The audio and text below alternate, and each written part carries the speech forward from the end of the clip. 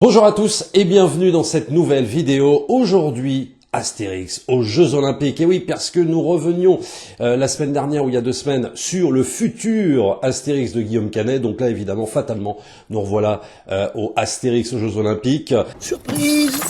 De la corruption. Tout de suite les grands mots. Non, c'est pas de la corruption. Vous vous trompez de personne. Honnêteté, probité, ubiquité. Eh, face de paix. Hein? Et si je vous faisais écarteler?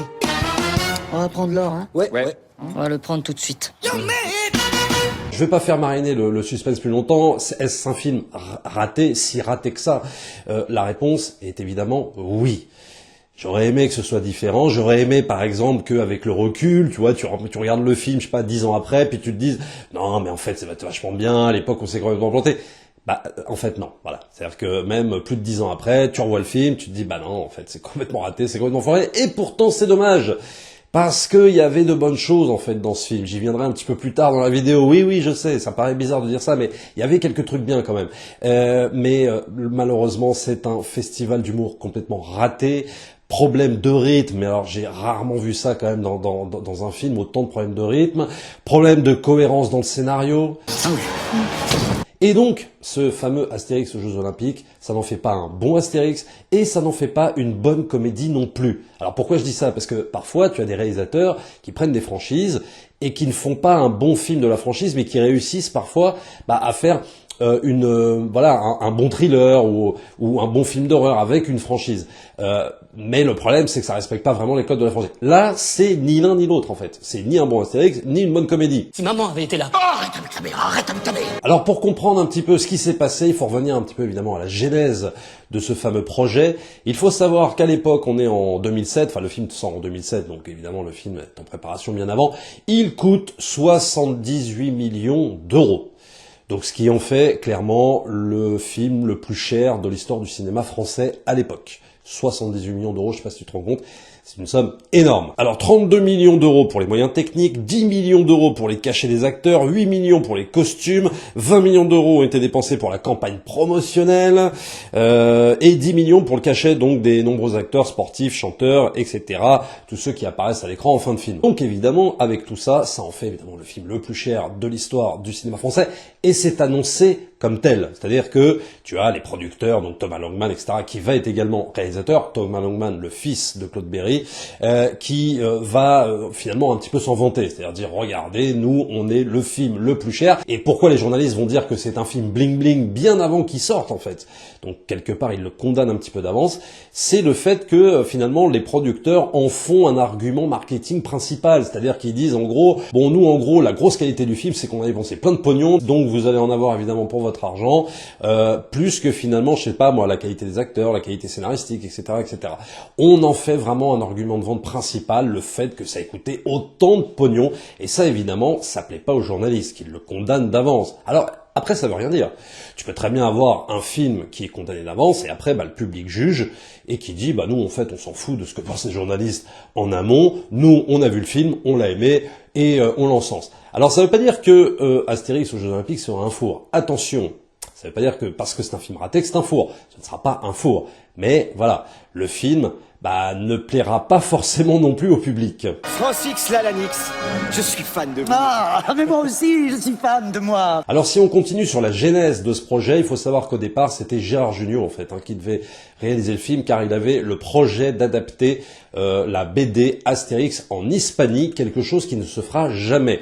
Et la raison, c'est Albert Uderzo, le dessinateur de la BD Astérix, qui va dire « Gérard Jugnot est un excellent comédien que j'apprécie beaucoup, je l'avais accueilli chez moi afin que nous parlions ensemble de son projet Astérix en Hispanie. Claude Berry, donc qui était détenteur des droits à l'époque, était présent lors de notre discussion, et fatalement les choses ont un petit peu dérapé, tout simplement parce que l'acteur du Splendide serait venu sans le moindre synopsis, d'après les dires d'Albert Uderzo. Prétextant qu'il avait déjà le film dans sa tête. Mais l'idée qu'il se faisait du long métrage n'a pas convaincu évidemment le dessinateur. Sauf que la version de Gérard Jugnot est tout autre, ce dernier disant qu'il avait travaillé sur un développement du film pendant 8 mois avec Claude Berry, et qu'il a dû de toute façon essuyer le refus catégorique d'Albert Uderzo. Il m'a raconté son Astérix sans jamais me demander mon avis. Il espérait faire jouer toute la troupe du Splendide dans le film, et bientôt j'ai eu le sentiment qu'il s'était lancé dans quelque chose qui ne ressemblait en rien à l'esprit d'Astérix, qui nous était si cher à René Goscinny et à moi.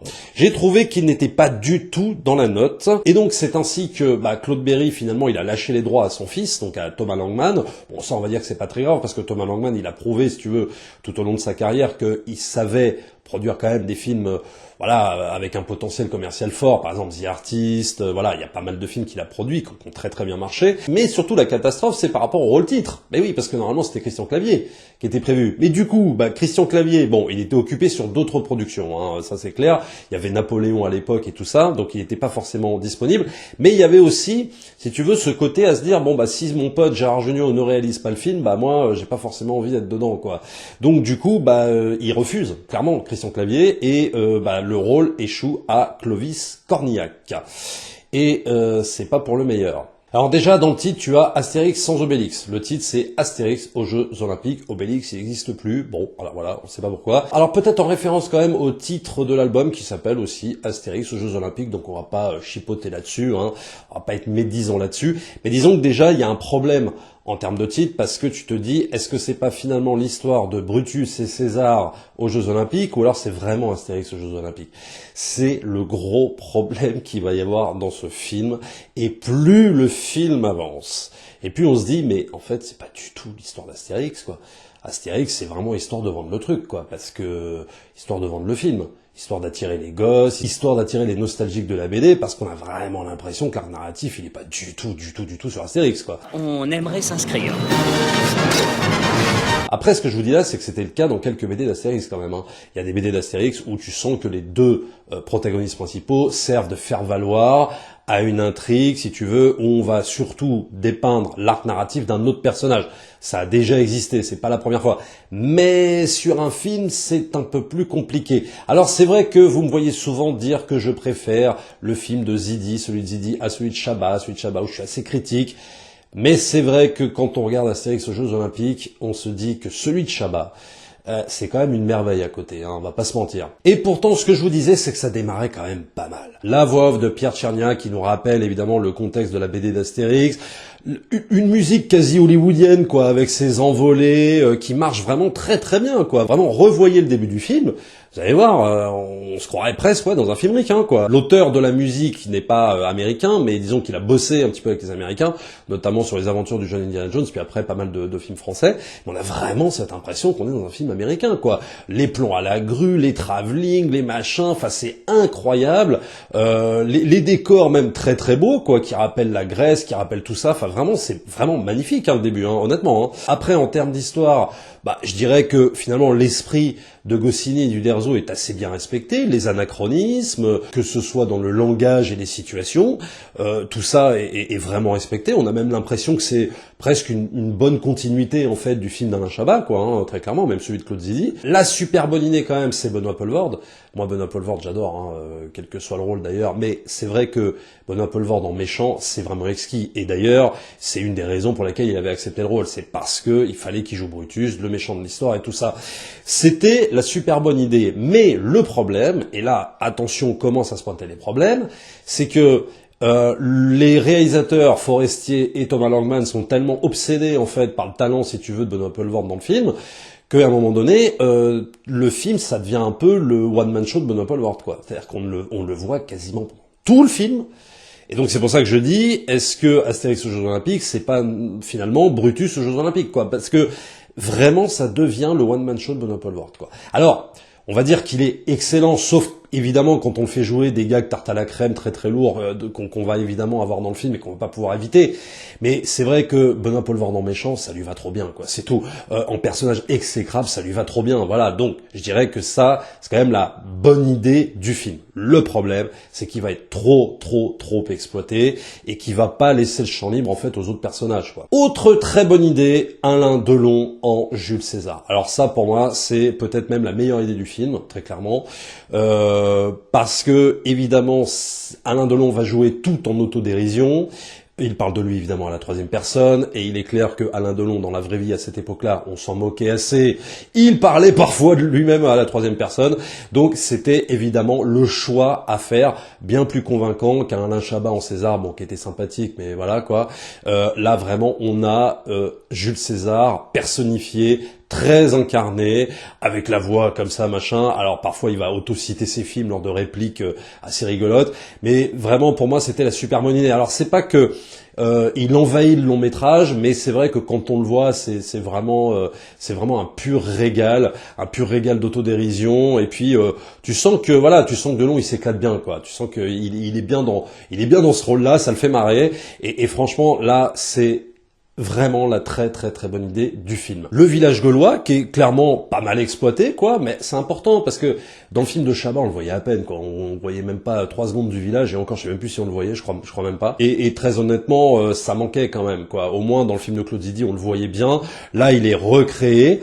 Ça le fait, alors on ne voit pas non plus des plombes et des plombes, mais au moins le peu qu'on le voit, c'est quand même agréable de voir justement que tout part de là. Après peut-être des erreurs de casting, je suis pas convaincu que Jean-Pierre Cassel en Panoramix ça le fasse par rapport aux 2 précédents Panoramix. Le choix d'Adriana Carambeu dans le rôle de la femme d'Ashkanonix, c'était une bonne idée je trouve, c'était une très très bonne idée, sauf que même si on va la voir à la fin, c'est clairement très très mal exploité. Les décors sont absolument grandioses. Tu te dis, en fait, tout va bien dans ce film. Qu'est-ce qu'il y a c'est quoi le problème? Je comprends pas.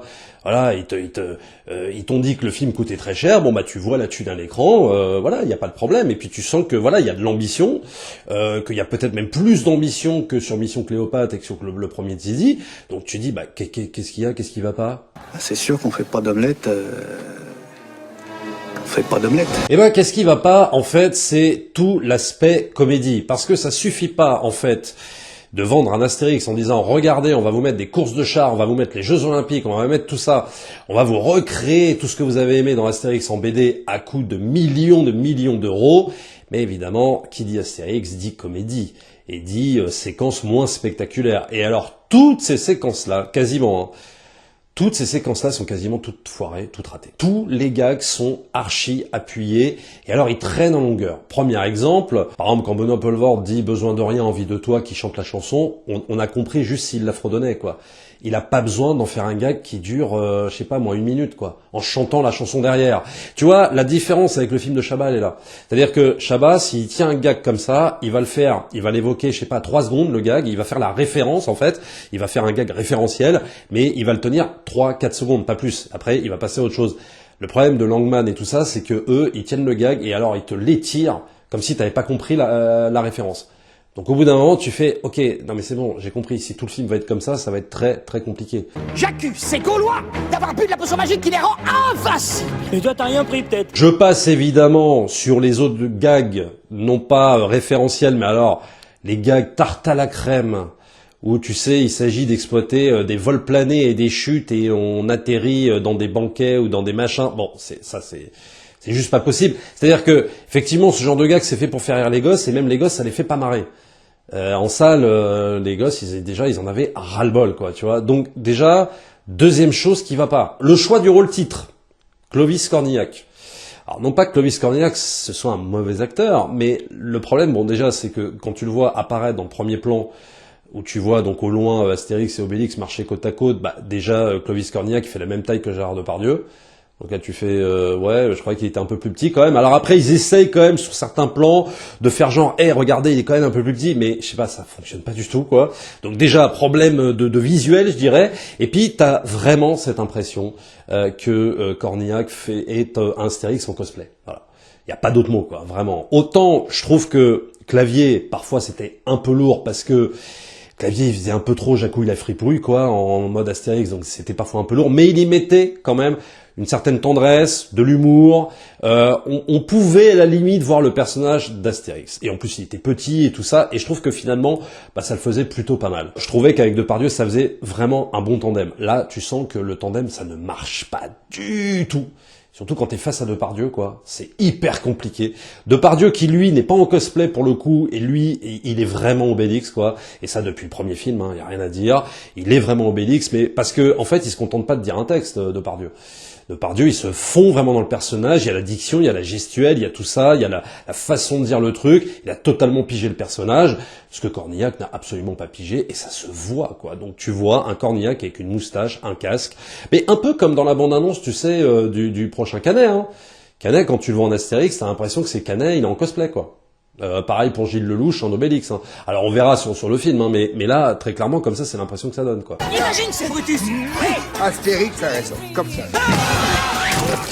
Est-ce que je peux demander de le frapper? Je l'ai pas frappé. T'as frappé? Non! J'ai illustré tes propos par les gestes. Donc pour moi, déjà, très très mauvais choix par rapport à Cornillac, quoi. C'est vraiment dommage, alors que c'est quand même le rôle titre, même si on sait bien que dans ce film-là, Astérix est là évidemment pour servir la soupe au rôle de César et de Brutus, quoi. Alors après, c'est vrai que l'impression que ça donne ce Astérix aux Jeux Olympiques, et là je reste encore sur l'aspect comédie de la chose, c'est qu'on a l'impression effectivement d'une succession de sketchs et de scénettes. Et là, c'est très embarrassant, et on se demande pourquoi. Eh bien tout simplement parce que, en fait, à chaque fois qu'il y a un gag, on l'étire pendant 10 minutes. Enfin, pas un gag, une scène. En fait, une scène que les auteurs estiment drôle.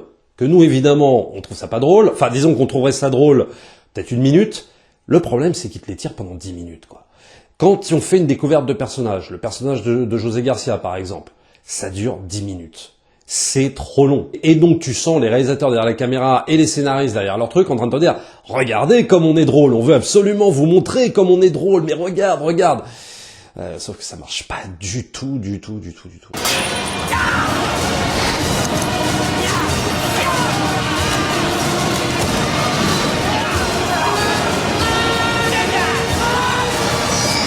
Et j'en veux pour preuve entre l'annonce de la course de chars et la vision de la course de chars, on va avoir des tas de scènes qui vont se succéder comme ça. Donc succession de sketchs. Alors soit Benoît Poelvoort qui fait son one-man show, soit Elie Moon qui va aussi faire son one-man show, soit un autre acteur, José Garcia, etc. Donc tu as je ne sais combien d'acteurs qui se succèdent dans des scènes dont on se fout éperdument, qui rallongent l'intrigue, mais de façon artificielle, totalement inutile, vraiment. C'est-à-dire que en fait, entre la course de chars et le fait qu'on voit la course de chars, et il va y avoir tout un truc autour de la potion magique, etc., de la corruption des juges, etc., etc. Mais tout ça tient en une scène, quoi. On t'en fait 4 scènes qui font, je sais pas, 30 minutes de film. Donc déjà, le film dure 2 heures, il aurait pu durer 1h30, ça aurait été suffisant. D'où les problèmes de rythme que je pointais au début. Et là, tu te dis, mais pourquoi, en fait, vous rallongez tout ça? Pourquoi vous rallongez inutilement, de façon totalement artificielle, l'intrigue? On s'en fout. T'annonces ta course de chars, tu nous mets une scène, tu nous expliques le contexte, tu nous expliques qu'il va y avoir des tricheries, des machins, et puis vas-y, c'est parti pour la course de chars, quoi. En fait, c'est ça qu'on a envie de voir, tu vois. Non, ils vont te rallonger, ils vont te mettre les mecs en train de faire leur one-man show, et ça devient un film insoutenable, insupportable. Mais insupportable à suivre. L'attention est complètement relâchée, on s'en fout de ce qui va se passer. Donc du coup, quand arrive la course de chars, alors heureusement qu'elle est un peu spectaculaire quand même, et comme on nous l'a teasé depuis un bon moment, on se dit, bon, ok, on va voir la course de chars, mais putain, faut se remettre dedans, quoi. Et là, je veux dire, c'est pas possible, vous m'avez déjà perdu, quoi. Sans compter, évidemment, toutes les scènes d'humour qui tombent à plat, quoi. Les gars qui tombent à plat, mais c'est vraiment, pour utiliser un mot que tout le monde emploie, c'est malaisant. Alors oui, bien sûr que c'est malaisant. C'est-à-dire qu'à un moment donné, tu te dis, mais, waouh, mais c'est pas possible d'arriver à être aussi peu drôle, quoi. C'est pas possible, non. J'arrive pas à y croire, quoi. Alors après, il y a les caméos, forcément. Bon, il y a Michael Schumacher en caméo. Pourquoi pas? Ça a dû coûter très très cher, évidemment, tout ça. Mais moi, je m'en fous que ça coûte cher. Du moment qu'on me donne du spectacle et du moment que ça tient la route. Le film peut coûter 200 millions d'euros, je m'en tape, personnellement. Moi, je condamne pas le film là-dessus. Bon, c'est juste que Schumacher, c'est pas une mauvaise idée. Du fait que on est raccord avec le sport, Jeux Olympiques et tout ça. Bon, pourquoi pas. Mais le problème va jouer évidemment sur l'épilogue. L'épilogue qui va durer 10 minutes. Tu dis, mais pourquoi un épilogue aussi long?